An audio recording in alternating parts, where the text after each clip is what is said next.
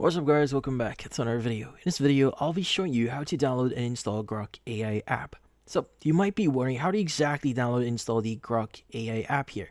Well, installing it is very easy. So, first thing that you want to do here is you want to go ahead and basically open up Google Play Store here if you're using, in this case, Android. Now, if you're using like an Apple product, like for example, you're using an iPhone, you can go ahead and open up the appropriate store for it, which is the App Store. It's also available in there. But in this case, let's go open up Google Play Store here, and you just want to type in the following. It's going to be Grok, and just search for it, and you should see Grok AI here. Go ahead and click on it. Click on install, and you just need to wait for a few seconds. But once it's actually installed here, you should be able to open the actual app. So in this case, just go ahead and click on the open button here, and it should automatically open in your device. And in this case, you could just basically start using it or sign in at the very top left of your screen. But in this case, that's about it. So if you found this video helpful, don't forget to leave a like or maybe subscribe to our channel. Thank you for watching.